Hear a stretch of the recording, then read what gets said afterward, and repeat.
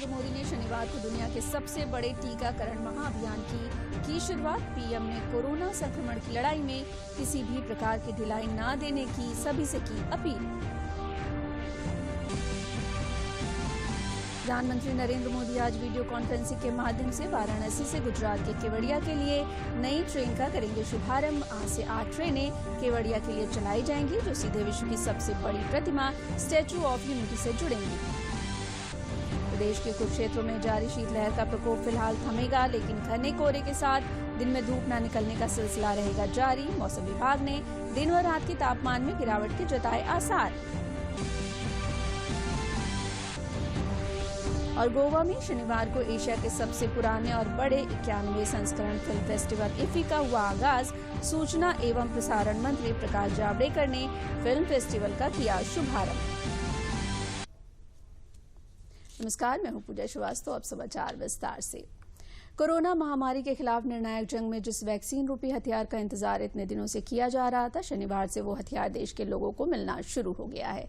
प्रधानमंत्री नरेंद्र मोदी ने दुनिया के सबसे बड़े टीकाकरण कार्यक्रम की शनिवार को शुरुआत की। इस मौके पर प्रधानमंत्री ने उन लोगों को भी याद किया जिन्होंने कोरोना के चलते अपनी जान भी गंवा दी। पीएम मोदी ने इस लड़ाई में किसी भी प्रकार की ढिलाई न देने की सभी से अपील की है।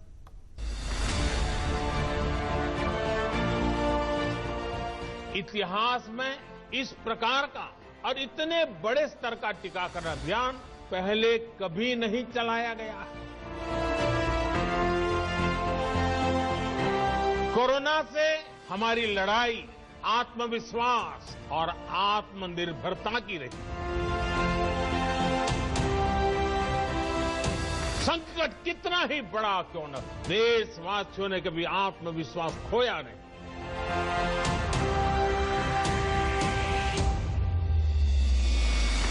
प्रधानमंत्री ने कोविड-19 के खिलाफ भारत में निर्णायक जंग का आगाज किया। सर्वे भवन्तु सुखिनः। दुनिया के सबसे बड़े टीकाकरण अभियान के तहत सबसे पहले कोरोना वॉरियर्स का टीकाकरण शुरू हो गया। प्रधानमंत्री ने महामारी के दौरान स्वास्थ्य कर्मियों से लेकर सुरक्षा कर्मियों तक, एम्बुलेंस ड्राइवरों से लेकर के सफाई कर्मियों तक के हौसले को सलाम किया और कहा कि ये वो योद्धा हैं जिन्होंने बिना डरे, बिना रुके मुश्किल हालात में भी गजब के जज्बे का परिचय दिया है। संकट के उसी समय में कोई हमें बचाने के लिए अपने प्राणों को संकट में डाल रहा था। हमारे doctor, nurse, paramedical staff, ambulance driver, उन्होंने एक एक जीवन को बचाने के लिए अपना जीवन आहूत कर दिया। वो कोरोना की वैक्सीन के सबसे पहले हकदार हैं। देश में ही बने दोनों टीकों के प्रति प्रधानमंत्री ने एक बार फिर देश की जनता को आश्वस्त किया। उन्होंने कहा कि ये दोनों ही सुरक्षित हैं, साथ ही प्रभावी भी, और दुनिया के अन्य कोविड टीकों के मुकाबले सस्ती हैं। इसके अलावा इनका भंडारण और परिवहन भी काफी कम खर्च पर मुमकिन है। देशवासियों को किसी भी तरह के प्रोपेगेंडा, अफवाहें, दुष्प्रचार से बचकर रहना है। भारत के वैक्सीन वैज्ञानिक, हमारा मेडिकल सिस्टम भारत की प्रक्रिया की पूरे विश्व में बहुत विश्वसनीयता है। हमने ये विश्वास अपने ट्रैक रिकॉर्ड से हासिल किया है।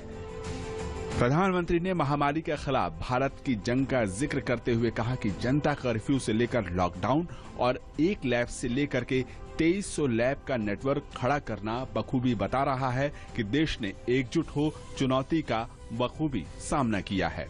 इस दौरान स्वास्थ्य क्षेत्र में आत्मनिर्भर भारत की छवि भी सामने आई है। देश ने न सिर्फ मास्क, पीपीई किट और वेंटिलेटर के लिए दूसरे देशों पर निर्भरता खत्म की, बल्कि उन्हें निर्यात करना भी शुरू किया।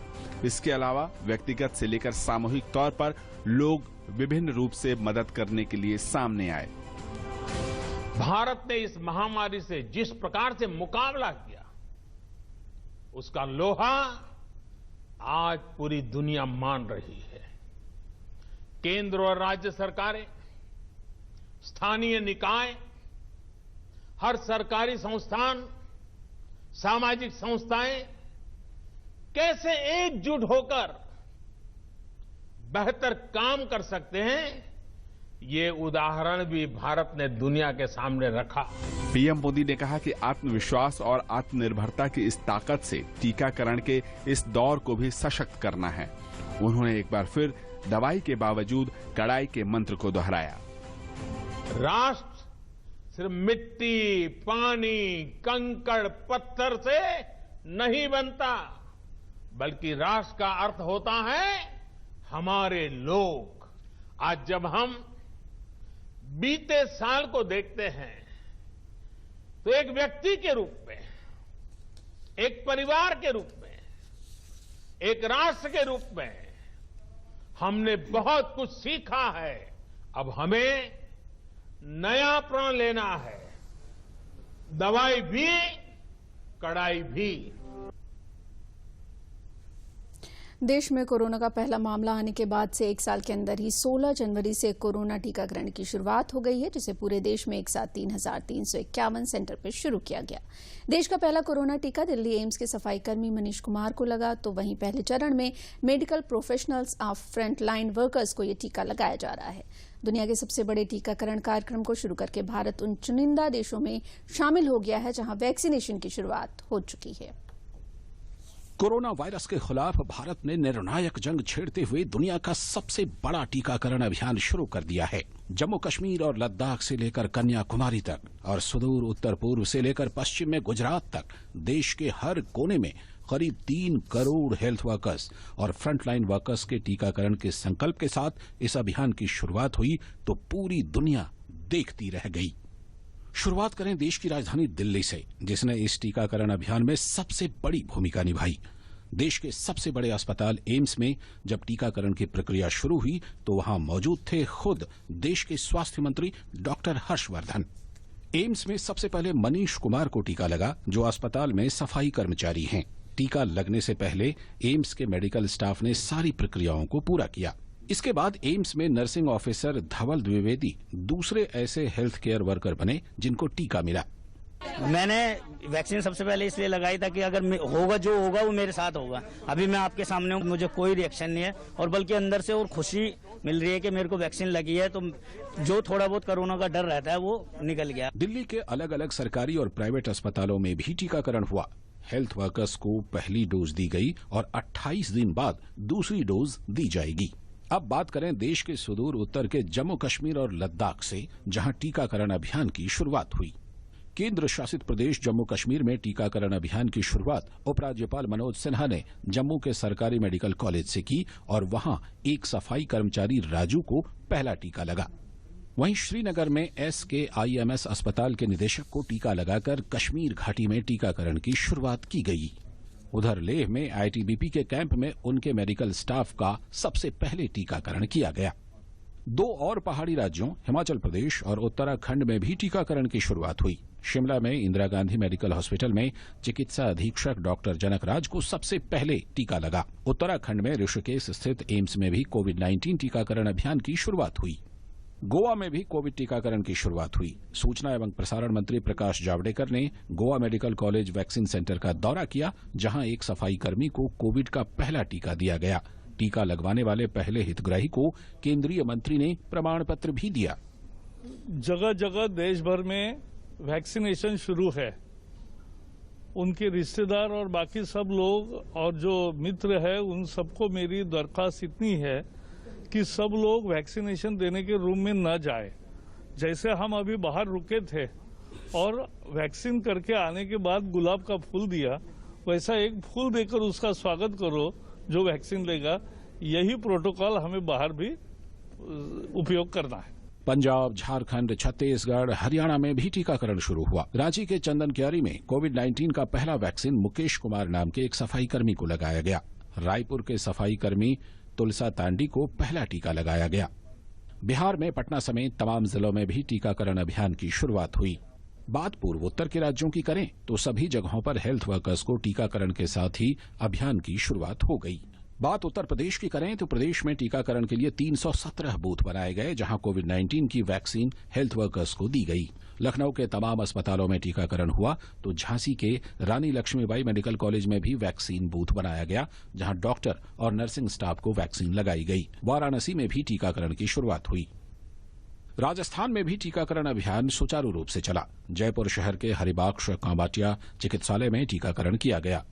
दक्षिण भारत के सभी राज्यों में टीकाकरण पूरी तरह से सफलतापूर्वक चलाया गया और सब जगह हेल्थ वर्कर्स को टीका लगाया गया। टीकाकरण के पहले दिन अंडमान निकोबार की राजधानी पोर्ट ब्लेयर में भी लोगों को कोविड का टीका लगाया गया।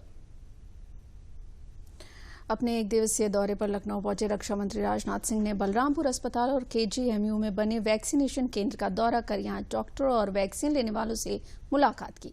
इस दौरान उन्होंने हेल्थ वर्करों को पुष्प देकर सम्मानित किया। केजीएमयू दौरे के दौरान मीडिया से बात करते हुए रक्षा मंत्री ने कहा कि भारत कोरोना से जंग की पूरी तैयारी कर चुका था और उसकी शुरुआत आज हो गई है। उन्होंने कहा कि देश में ही नहीं दूसरे देशों के लिए भी भारत वैक्सीन उपलब्ध कराएगा।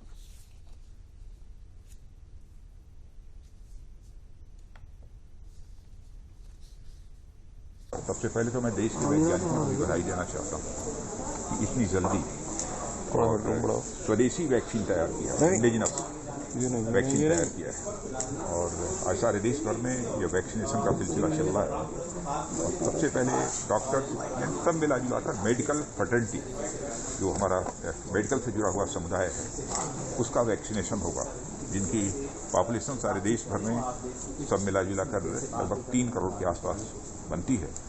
यहाँ तक कि जो हॉस्पिटल्स, मेडिकल कॉलेजेस में सफाई कर्मी हैं, वो भी हमारे कोरोना वैरियर्स हैं और उनका वैक्सीनेशन होगा।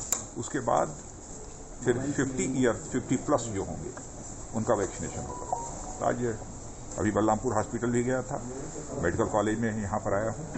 केवल यहाँ के सभी डॉक्टर्स को, यहाँ के वाइस चांसलर डॉक्टर पुरी भी यहाँ मौजूद हैं, हेल्थ मिनिस्टर भी यहाँ पर मौजूद हैं, मिस्टर पाठक मिनिस्टर। अपर मुख्य सचिव स्वास्थ्य अमित मोहन प्रसाद ने प्रेस वार्ता में बताया कि प्रदेश में 16 जनवरी को 317 स्थानों पर कोविड वैक्सीनेशन किया गया। वैक्सीनेशन में दोनों ही वैक्सीन कोविशील्ड और कोवैक्सीन का इस्तेमाल किया जा रहा है। उन्होंने बताया कि मुख्यमंत्री योगी आदित्यनाथ ने शनिवार को लखनऊ के बलरामपुर अस्पताल में टीकाकरण की गतिविधि का निरीक्षण किया। देश भर में और अपने प्रदेश में वैक्सीनेशन की शुरुआत हुई।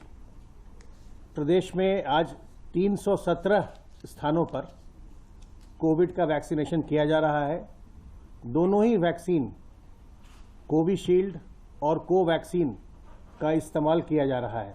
माननीय मुख्यमंत्री जी ने प्रधानमंत्री जी के संबोधन एवं लॉन्च के पश्चात बलरामपुर हॉस्पिटल का भ्रमण किया, जहां उन्होंने टीकाकरण की गतिविधि का निरीक्षण किया।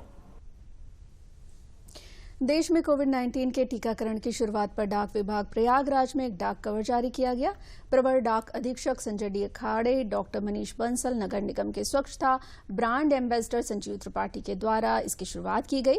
इस मौके पर प्रवर डाक अधीक्षक संजय डी अखाड़े ने कहा कि केंद्र सरकार के अथक प्रयास और वैज्ञानिकों के रिसर्च के द्वारा देश में प्रथम वैक्सीन लोगों तक पहुंच रही है। इस संबंध में जागरूकता बढ़ाने के उद्देश्य से डाक विभाग ने एक डाक कवर जारी करके लोगों को वैक्सीन के प्रति जागरूक किया है। इस मौके पर संजीव त्रिपाठी ने कहा कि हमारा देश स्वच्छता के प्रति पहले से जागरूक था और देश के प्रधानमंत्री द्वारा ये प्रयास सराहनीय है। आज लोगों को वैक्सीन मिल रही है, ये देश के लिए बड़ी उपलब्धि है। कार्यक्रम में बड़ी संख्या में आम जनमानस मौजूद थे। हमारे देश में दुनिया में सबसे पहले कोविड-19 के उपचार के लिए कारगर होने वाली जो वैक्सीन का टीकाकरण का कार्यक्रम का शुभारंभ आदरणीय प्रधानमंत्री जी के द्वारा पूरे देश में हो रहा है। ये पूरे दुनिया में सबसे पहले हो रहा है और इस जो विशेषताएं हैं और वैक्सीन के प्रति लोगों के प्रति जो कुछ आशंकाएं हैं उसको दूर करने के लिए हमारे डाक विभाग के तरफ से एक छोटी सी पहल है ये, और इस पहल से हम इस विशेष आवरण का विमोचन करके ये संदेश लोगों तक देना चाहते हैं कि इस वैक्सीन का कोई साइड इफेक्ट नहीं है, इससे ना डरे। और ये वैक्सीन हमारे प्रधानमंत्री जी ने जो इसका कार्यक्रम का शुभारंभ किया है इसके प्रति, वैक्सीन के प्रति लोगों के प्रति जागरूकता बढ़े। वाराणसी से गुजरात के केवड़िया के लिए एक नई ट्रेन का शुभारंभ प्रधानमंत्री नरेंद्र मोदी आज वीडियो कॉन्फ्रेंसिंग के जरिए करेंगे। पूरे देश में आज से 8 ट्रेनें केवड़िया के लिए चलाई जाएंगी, जिसमें से एक ट्रेन वाराणसी से भी चलेगी। इस संबंध में लखनऊ मंडल के डिवीजनल रेल प्रबंधक संजय त्रिपाठी ने बताया कि केवड़िया में विश्व की सबसे बड़ी प्रतिमा स्टैच्यू ऑफ यूनिटी है, जो सरदार वल्लभ भाई पटेल की है और एक भारत श्रेष्ठ भारत की थीम को प्रदर्शित करती है। ऐसे स्थान से वाराणसी सीधे तौर पर जुड़ जाएगा। दाबोई से चांदोद जो आह्वान परिवर्तन हुआ है और इसके अलावा केवड़िया तक एक नई लाइन बनाई गई है, उसके शुभारंभ के साथ ही 8 नए स्थानों से प्रधानमंत्री जी गाड़ियों का शुभारंभ करेंगे, जो केवड़िया की तरफ ले जाएगी, जहां पे आपको पता होगा विश्व की एक सबसे बड़ी स्टैच्यू ऑफ यूनिटी है वहां पर, और सरदार वल्लभ भाई पटेल जो किसान आंदोलन के प्रतीक थे, उनकी प्रतिमा है ये, और एक भारत और श्रेष्ठ भारत की थीम को ये जागृत करती है। ये जो नई शुरुआत की गई है गुजरात से केवड़िया के लिए, एक ट्रेन चलाई गई है और इस ट्रेन में कुल 20 कोच लगेंगे। इस 20 कोच में एक फर्स्ट एसी का कोच होगा और 2 सेकंड एसी, 2 थर्ड एसी और बाकी स्लीपर कोचेज होंगे।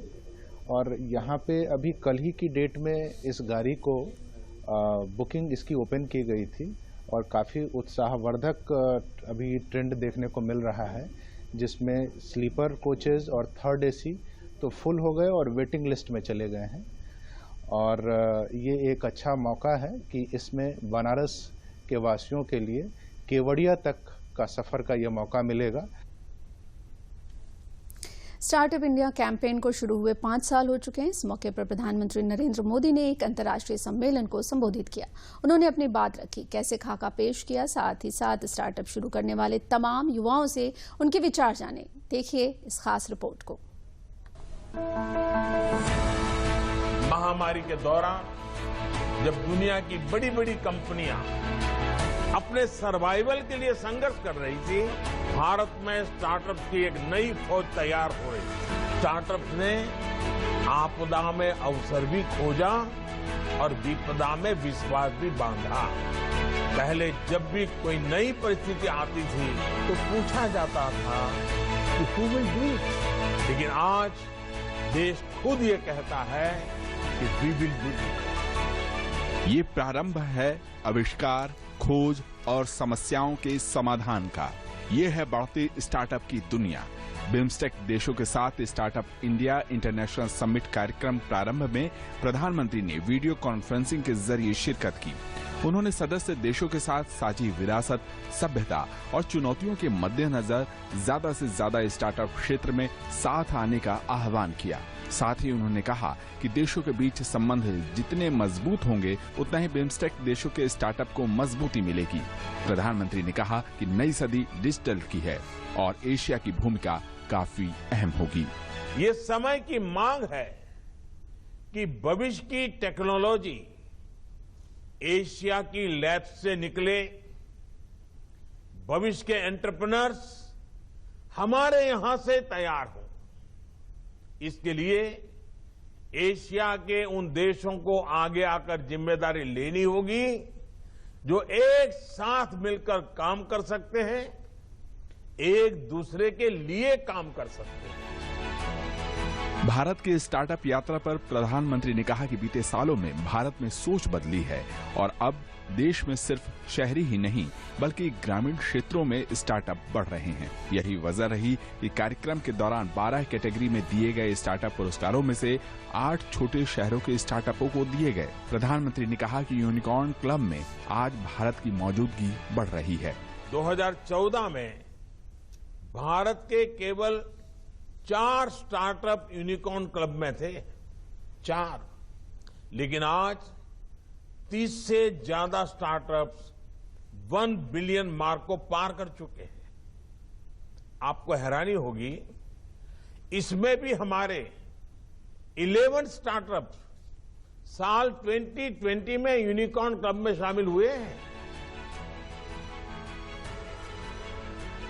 देश में आर्टिफिशियल इंटेलिजेंस का बढ़ता प्रयोग और डिजिटल होते भारत में रक्षा, कृषि, शिक्षा, स्वास्थ्य और वित्तीय क्षेत्र में स्टार्टअप बढ़ रहे हैं और एक ऐसा इकोसिस्टम बन रहा है जो कई क्षेत्रों में क्रांतिकारी साबित होगा। प्रधानमंत्री ने स्टार्टअप क्षेत्र में पूंजी की कमी को दूर करने के लिए 1000 करोड़ के फंड की घोषणा की। स्टार्टअप्स को शुरुआती पूंजी उपलब्ध कराने के लिए देश 1000 करोड़ रुपए का startup India seed fund launch कर रहा है।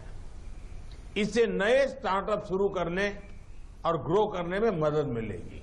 भारत एक ऐसा स्टार्टअप इकोसिस्टम बनाने का प्रयास कर रहा है जिसका आधार स्तंभ of the youth, by the youth, for the youth का मंत्र हो।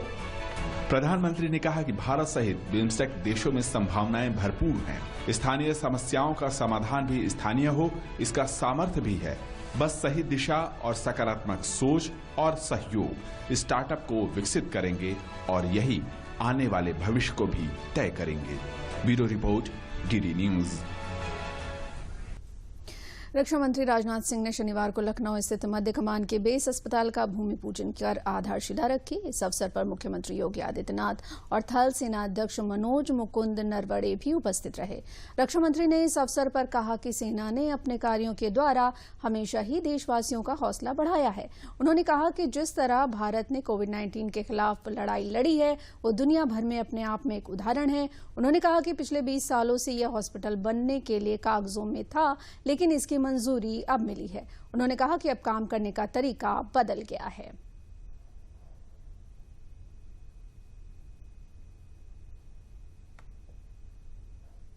नया निर्माण हमें यह संदेश देता है यदि हमारा यह पिछला साल यह बाधाओं का साल रहा है तो निश्चित रूप से यह वर्ष समाधान का साल होगा। पिछला साल यदि हमारा निराशा का वर्ष रहा है तो निश्चित रूप से यह वर्ष हमारे लिए एक उत्साह का वर्ष होगा। 20 वर्षों से लगातार यह प्रयत्न हो रहा था यहां पर न्यू कमांड हॉस्पिटल बन जाए, लेकिन तरह तरह की बाधाएं इसमें पैदा हो रही थी। मुझे यह भी बताया गया कि शायद सेना की सेक्रेटरिएट ने 2018 में ही इसे पास कर दिया था, लेकिन प्रोसीजरल डिले, बजटरी कंस्ट्रेंट्स आदि ऐसे कई कारण थे जिन कारणों से बराबर इसका निर्माण कार्य चलता रहा है। लेकिन यह सारी बाधाएं अब दूर कर दी गई हैं और मैं पूरी तरह से आश्वस्त हूं कि अब जल्दी से जल्दी इस न्यू कमांड हॉस्पिटल का निर्माण संपन्न हो जाएगा। मुख्यमंत्री योगी आदित्यनाथ ने इस अवसर पर कहा कि जहां एक तरफ न्यू कमांड हॉस्पिटल की आधारशिला रखी जा रही है, वहीं पूरे देश में कोविड-19 के टीकाकरण के कार्यक्रम की शुरुआत भी हो गई है। उन्होंने कहा कि सेना के इस काम में सिविल प्रशासन द्वारा हर सहयोग दिया जाएगा।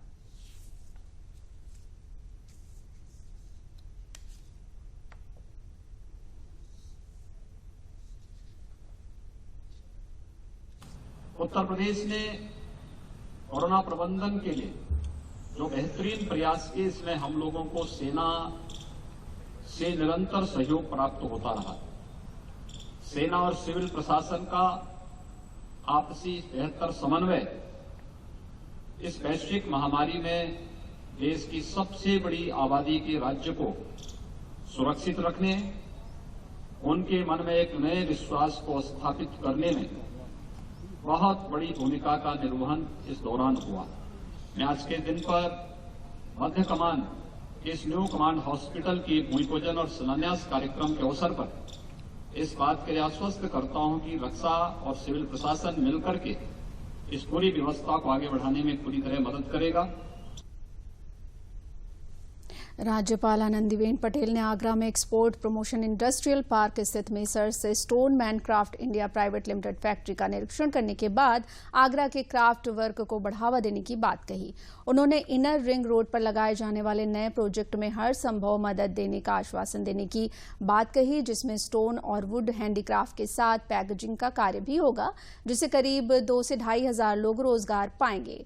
बाद में राज्यपाल ने सर्किट हाउस में टीबी उन्मूलन कार्यक्रम सहित अन्य योजना चुनाव की समीक्षा बैठक की। उन्होंने अंत्योदय भारत के तहत लाभार्थियों के समूह को चेक वितरित किए। इस दौरान कोरोना काल में अपनी जिंदगी को दांव पर लगाकर सेवा करने वाले कोरोना वॉरियर्स को सम्मान पत्र देकर राज्यपाल द्वारा सम्मानित किया गया। इसके साथ ही उन्होंने कदम का पौधा भी लगाया। मुजफ्फरनगर के प्रतिभाशाली 16 वर्षीय छात्र आदित्य एरन को 26 जनवरी गणतंत्र परेड दिवस में प्रधानमंत्री नरेंद्र मोदी के साथ बैठने का मौका मिला है। मुजफ्फरनगर के इस होनहार छात्र ने वर्ष 2020 Uttar Pradesh CBSE board 10th class में 99.4% अंक लाकर टॉप किया था। छात्र की उपलब्धि पर जहां परिवार में खुशी का माहौल है, वहीं मुजफ्फरनगर के लिए ये गर्व की बात है। बेटे की उपलब्धि पर आदित्य के पिता ने बताया कि हर माँ बाप का सपना होता है कि उनका बेटा अपने माता पिता का नाम रोशन करे। आदित्य ने बहुत कम उम्र में ये कर दिखाया है। उन्हें बड़ी खुशी है कि उनका बेटा 26 जनवरी को गणतंत्र दिवस परेड में प्रधानमंत्री नरेंद्र मोदी के निमंत्रण पर इस राष्ट्रीय पर्व में शामिल होने का मौका मिला है। मैंने 10th क्लास में सीबीएसई बोर्ड में यूपी में पहला स्थान प्राप्त किया है और उसी के कारण मुझे 26 जनवरी को गणतंत्र दिवस पे श्री नरेंद्र मोदी जी के साथ रिपब्लिक डे परेड को देखने के लिए आमंत्रित किया गया है। मुझे इसकी सूचना स्कूल के द्वारा ही प्राप्त कर दी गई थी पहले, और अभी थोड़े दिनों पहले मुझे मिनिस्ट्री के द्वारा भी बताया गया है। मुझे बहुत अच्छा लग रहा है और घर में भी सबको बहुत ज़्यादा अच्छा लग रहा है और बहुत ही अच्छी बात है ये पूरे डिस्ट्रिक्ट के लिए भी। बहुत ही अच्छी बात है सर। जनपद में भले ही इस बच्चे को मिला है, लेकिन ये पूरे जनपद के लिए बड़ी खुशी की बात है और गौरव की बात है। मतलब आज हमारा मुजफ्फरनगर का नाम रोशन हो रहा है और पूरे यूपी का नाम रोशन हुआ है इससे। प्रदेश विधान परिषद के द्विवार्षिक चुनाव के लिए भाजपा केंद्रीय चुनाव समिति ने 6 प्रत्याशियों की दूसरी सूची शनिवार को जारी कर दी। 12 सीटों पर हो रहे इस चुनाव में भाजपा ने 10 प्रत्याशियों के नामों की घोषणा की है।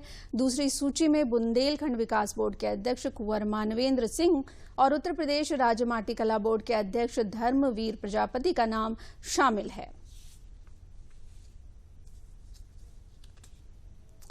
प्रदेश के कुछ क्षेत्रों में जारी शीतलहर का प्रकोप फिलहाल थमेगा, लेकिन घने कोहरे के साथ दिन में धूप नहीं निकलने का सिलसिला जारी रहेगा। मौसम विभाग के मुताबिक पूर्वी व पश्चिमी अंचलों के कुछ हिस्सों में सुबह और रात में घना कोहरा रहने के साथ दिन में भी कोहरा छाए रहने की संभावना जताई गई है। बीते 24 घंटों में प्रदेश में शीतलहर का प्रकोप रहा। शनिवार की सुबह और शुक्रवार की रात यूपी के कुछ क्षेत्रों में घना कोहरा छाया रहा। हमारे साथ फोन लाइन पर मौजूद हैं मौसम विभाग के निदेशक जेपी गुप्ता जी। जानते हैं इनसे आज के मौसम की स्थिति। गुप्ता जी, आज लखनऊ शहर और प्रदेश के अन्य भागों में मौसम की क्या स्थिति रहेगी?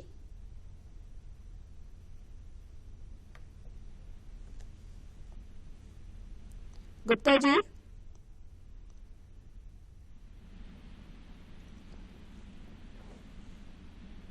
आप हमें सुन पा रहे हैं?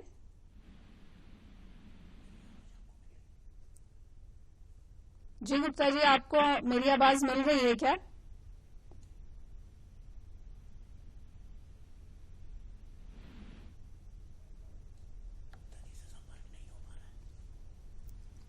किसी वजह से गुप्ता जी से हमारा संपर्क नहीं हो पा रहा है, तो हम बढ़ते हैं अपनी अगली खबर की तरफ। शनिवार को एशिया के सबसे पुराने और सबसे बड़े फिल्म फेस्टिवल इफ्फी का आगाज हो गया। इंडिया इंटरनेशनल फिल्म फेस्टिवल का यह 91वां संस्करण है, जिसकी शुरुआत सूचना एवं प्रसारण मंत्री प्रकाश जावड़ेकर ने की है। इस मौके पर एक रंगारंग कार्यक्रम भी हुआ, तो आने वाले दिनों में इस मंच पर बेहतरीन फिल्मों का संगम देखने को मिलेगा।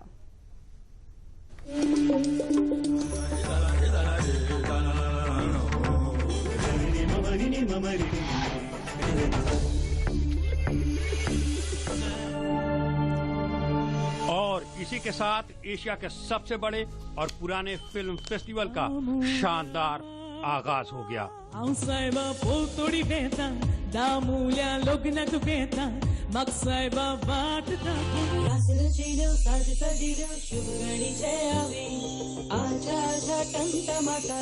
रंगारंग कार्यक्रम के बीच सूचना एवं प्रसारण मंत्री प्रकाश जावड़ेकर ने दीप प्रज्वलित कर 51वें भारतीय अंतर्राष्ट्रीय फिल्म महोत्सव का शुभारंभ किया।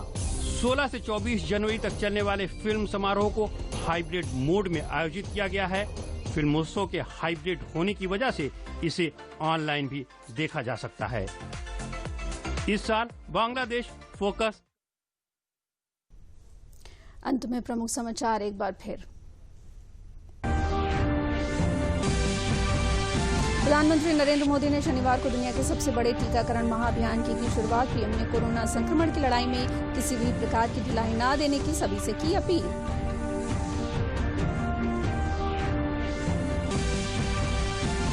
प्रधानमंत्री नरेंद्र मोदी आज वीडियो कॉन्फ्रेंसिंग के माध्यम से वाराणसी से गुजरात के केवड़िया के लिए नई ट्रेन का करेंगे शुभारंभ। आज से 8 ट्रेनें केवड़िया के लिए चलाई जाएंगी, जो सीधे विश्व की सबसे बड़ी प्रतिमा स्टैच्यू ऑफ यूनिटी से जुड़ेंगी। प्रदेश के कुछ क्षेत्रों में जारी शीतलहर का प्रकोप फिलहाल थमेगा, लेकिन घने कोहरे के साथ दिन में धूप न निकलने का सिलसिला रहेगा जारी। मौसम विभाग ने दिन व रात के तापमान में गिरावट के जताए आसार।